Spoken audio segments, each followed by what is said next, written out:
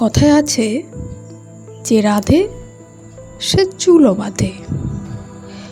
অর্থাৎ যে মেয়েটি একা হাতে ঘর এবং বাইরে সবটা সামলাতে জানে, তাকেই এই সমাজ শুধুমাত্র মেয়ে হয়ে জন্মানোর অপরাধে বারবার কাঠগড়ায় তোলে। চলো বন্ধু, আজ শোনাই তোমাদের এরমই এক অপরাধের অপরাধী বর্ণনা। আমি প্রিয়াঙ্কা নিয়ে চলে এসেছি পুঁথিপাঠ, যেখানে গল্পের মধ্যে থাকবে অনেক বাঁক। চলো শুরু করা যাক।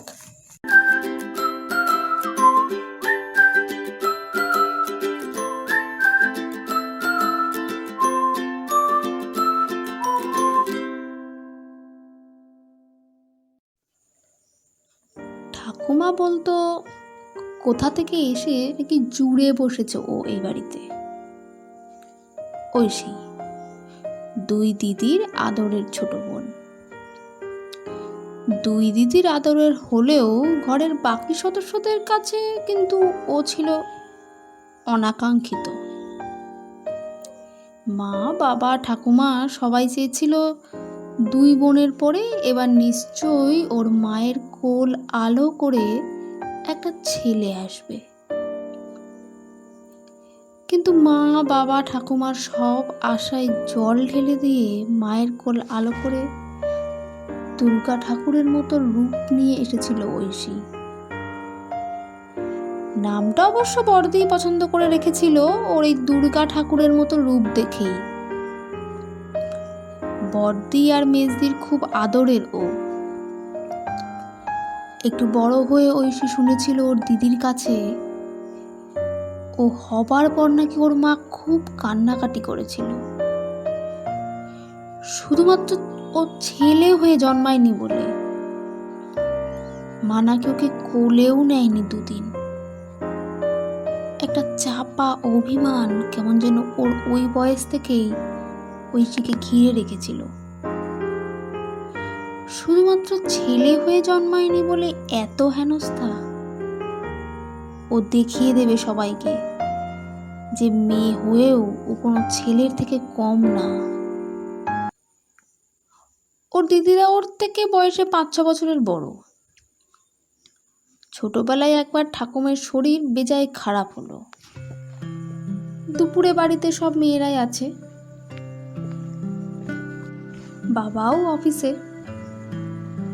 ঠাকুমা পেট ব্যথায় ছটফট করছে আর মুখে বলছে এজন্যই ঘরে একটা ছেলের দরকার। ঐশীর জায়গায় আজ আমার একটা নাতি হলে সে কখন ডাক্তার নিয়ে চলে আসতো। ঐশী তখন 12 বছরের। কথাটা শোনা মাত্র একটুও অপেক্ষা না করে পাড়ার মোড়ের ওষুধের দোকানে যে ডাক্তারবাবু বসেন তাকে নিয়ে চলে আসতে গিয়েছিল। সে যাত্রায় ঠাকুমা সুস্থ হয়ে উঠেছিল শুধুমাত্র ঐশীর জন্যই। কিন্তু তারপর আবার সেই একই অবস্থা। নাতির জন্য হা হুতাশ। বংশরক্ষার আর কেউ রইল না। এই মেয়েগুলো তো সব পরের ঘরের জন্য। ঠাকুমার কথাই, খাইয়ে পরিয়ে মানুষ করো, তারপর পরের ঘরে পাঠিয়ে দাও। এসব কথা ঐশী ছোটবেলা থেকে শুনেই বড় হয়েছে। ঠাকুমার কথাই, একটা ছেলে না হলে নাকি মা বাপের জীবন সার্থক হয় না।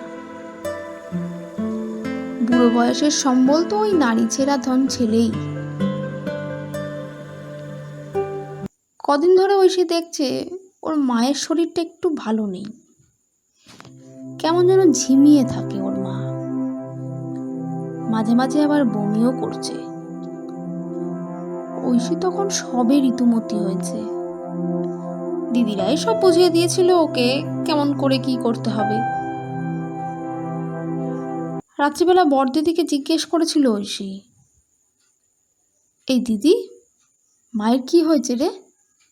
শরীর খারাপ তো বাবা ডাক্তার দেখাচ্ছে না কেন?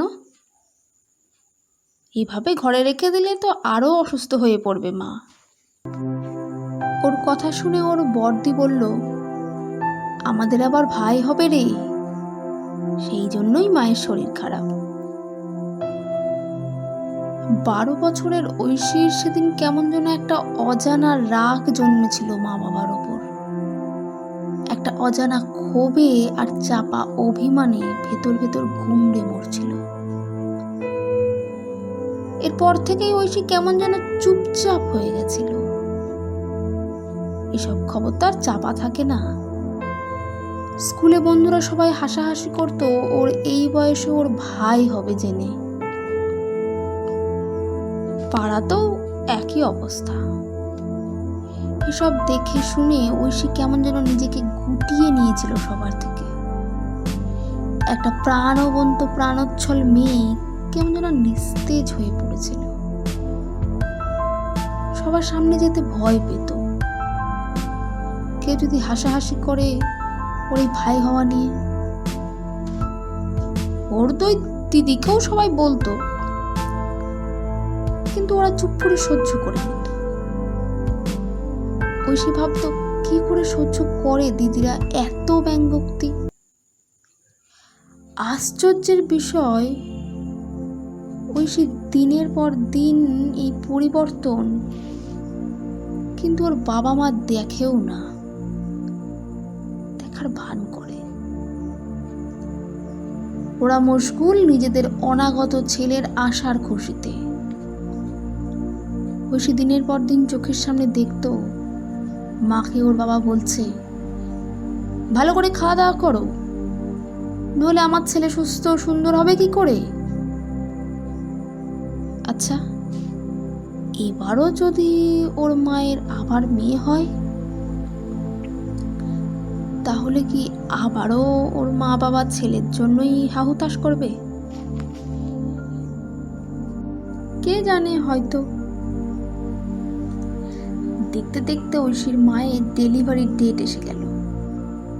ওর বাবা অফিসে ছুটি নিয়ে মাকে নার্সিংহোমে নিয়ে গেল। সন্ধেবেলা খবর এলো ওর মায়ের নাকি রাজপুত্রের মতো ছেলে হয়েছে। ঠাকুমার সে কি আনন্দ!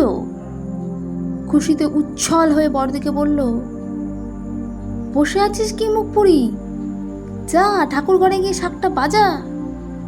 আমার ঘরে আজ এতদিন পরে গোপাল এসেছে, আমার জীবন সার্থক হলো।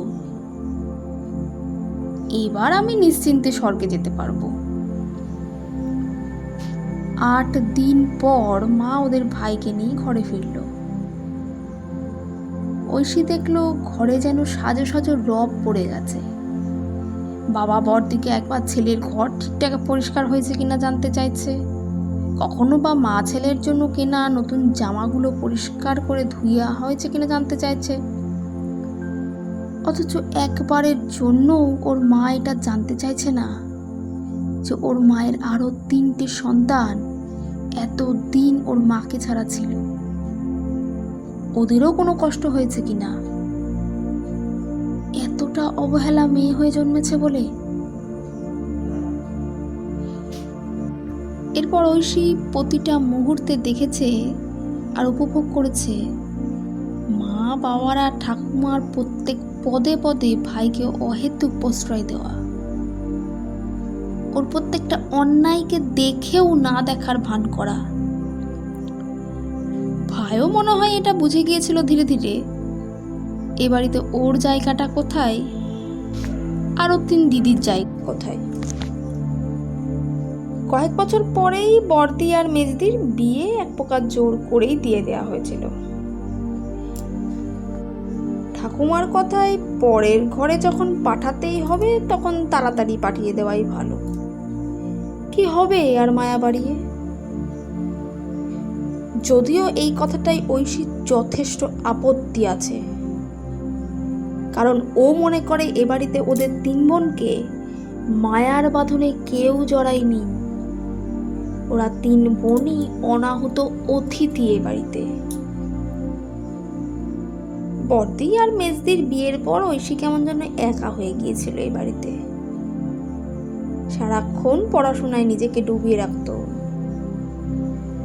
ততদিনে ওর গ্র্যাজুয়েশন কমপ্লিট হয়ে গিয়েছিল। বাবাকে একদিন বলেছিল খেতে বসে, ওর ইউপিএসসি পরীক্ষার জন্য নিজেকে তৈরি করতে বাইরে যেতে চাই। এরপর কিছু টাকার দরকার তার জন্যে। বাবা সরাসরি না বলে দিয়েছিল ঐশীকে, এই বলে যে বড়দি আর মেজদির বিয়েতে খরচ হয়েছে আর ভাইয়ের ভবিষ্যতের জন্য বাকি পয়সা রাখতে হবে। তাছাড়া 1-2 বছর পর ঐশীরও তো বিয়ে দিতে হবে, আর তাই এখন কিছুই দিতে পারবে না। বাবা যখন ঐশীকে ওর ভবিষ্যতের জন্য খরচ করতে পারবে না বলেছিল, ঐশী লক্ষ্য করেছিল ওর ভাইয়ের ওকে উদ্দেশ্য করে বাঁকা হাসি। সেদিন কেমন যেন বিদ্রূপের দৃষ্টিতে ভাই ওকে দেখেছিল। ঠাকুমা আর মা বলল, বড় হয়েছিস, একটু বুঝতে চেষ্টা কর। ঐশী অবাক চোখে মায়ের দিকে তাকিয়ে ভাবছিল, এত বোঝা আমি তোমাদের জীবনে? আমার ভবিষ্যৎ মানে তোমরা শুধু বিয়ের কথাই ভেবে রেখেছ? না, এরপর ঐশী আর একবারের জন্য ওর বাবাকে বলেনি টাকার কথা। সেইবার বড়দি এসেছিল, কদিন ছিল। চিরকালই বড়দির বড় আদরের ঐশী। ছেলে হয়ে জন্মায়নি বলে মা বাবা আদর না করলেও বড়দি তাকে ছায়ার মতো আগলে রাখতো ছোটবেলায়। রাত্রিবেলা বড়দিকে বলেছিল নিজের মনের কষ্টটা। বলতে বলতে ওর চোখ দিয়ে টপ টপ করে জল ঝরে পড়ে। বড়দি ওর চোখের জল মুছিয়ে দিয়ে বলে, কত টাকা লাগবে তোর? আমি দেব। বলেই বড়দি নিজের হাতের 2 সোনার মোটা বালা ওকে খুলে দিল। বলল, কাউকে বলার দরকার নেই, এই 2 দিয়ে তুই অনেক টাকা পাবি, তোর যা ইচ্ছে পড়াশোনা করিস তুই। আমরা 2 বোন তো পারিনি নিজেদের মনের ইচ্ছে পূরণ করতে। তুই নিজের পায়ে দাঁড়িয়ে একটা ভালো চাকরি করে আমাদের মনের ইচ্ছে পূরণ করিস। ঐশী আনন্দ আর দুঃখের মিলিত অনুভূতিতে মিলে মিশে একাকার হয়ে যায়। বড়দিকে জড়িয়ে কেঁদে ফেলেও। না, এরপর আর ঐশী বাড়িতে থাকেনি। বাইরে চলে গিয়েছিল তার ভবিষ্যৎকে সুরক্ষিত করার উদ্দেশ্যে। মা বাবা ঠাকুমার কোনো রকম বারণও শোনেনি। ও জানতো এখানে থাকলে ওর ভবিষ্যৎ ওই বিয়েই হবে। 4-5 বছরের অদম্য প্রচেষ্টায় ঐশী আজ সফল আইপিএস অফিসার হিসেবে জয়েন করলো। এই বছরে ঘরের সঙ্গে ওর যোগাযোগ শুধুমাত্র ফোনেই হতো। বড়দি অনেকবার গিয়ে ওর সঙ্গে দেখা করে এসেছিল। ওর জীবনে বড়দির অবদান ওর বাবা মার থেকে 1000 গুণ বেশি। চাকরি পাওয়ার পর ঐশী বড়দির পায়ে হাত দিয়ে প্রণাম করে বলেছিল, তোর জন্য আজ আমি এই জায়গায় পৌঁছতে পেরেছি রে বড়দি। তুই আমার জীবনের বাবা মা দুজনের থেকে অনেক বেশি কিছু। তুই আমার উপরে ভরসা করেছিস। আজ অনেকদিন পর ঐশী নিজের বাড়িতে যাবে, সঙ্গে বড়দি আর মেজদিও। বাবা মা আর ঠাকুমাকে সারপ্রাইজ দেবে বলে ওরা কিছুই জানায়নি বাড়িতে। বাড়িতে পৌঁছে ওরা দেখলো বাবা মাথায় হাত দিয়ে বসে আছে। মা আর ঠাকুমা ভীষণ চিন্তিত। ওদের দেখে সবাই অবাক হয়ে গেল। ঐশী সকল করে প্রণাম করলো। বাবা সব শুনে ওর মাথায় হাত বুলিয়ে বলল, জীবনে ছেলে ছেলে করে অনেক ভুল করেছি। তাকে প্রতিষ্ঠিত করবার আশায় তোর জীবনে প্রতিষ্ঠিত হওয়ার ইচ্ছেকে আমি মর্যাদা দিইনি। অথচ দেখ, তুই আজ আমার চোখে আঙুল দিয়ে দেখিয়ে দিলি সবকিছু। আর তোর ভাই সব রকম সুযোগ সুবিধা পেয়েও সেটার অপব্যবহার করলো। বন্ধু বান্ধব বাইরের জৌলুসতায় নিজের জীবন ধ্বংস করে দিল। আজ ঐশী এতটুকুও আবেগে বিগলিত হলো না বাবার কথায়, বরং ছোটবেলা থেকে যে অভিমানের পাহাড় ওর মনে জমেছিল তার যোগ্য জবাব দিয়ে বলল, দেখলে তো বাবা, সময় আর সুযোগ পেলে আমরা মেয়েরাও সব কিছু করতে পারি, কিন্তু দুঃখ একটাই, তোমাদের মতো বাবা মায়েরা সেটা বোঝে অনেক দেরিতে। আজকের গল্প এখানেই শেষ হচ্ছে। ভালো লাগলে লাইক এবং শেয়ার করো, তোমাদের মতামত কমেন্ট করে জানিও। আবার দেখা হবে অন্য কোনো ভিডিওতে, নতুন স্বাদে নতুন গল্পে।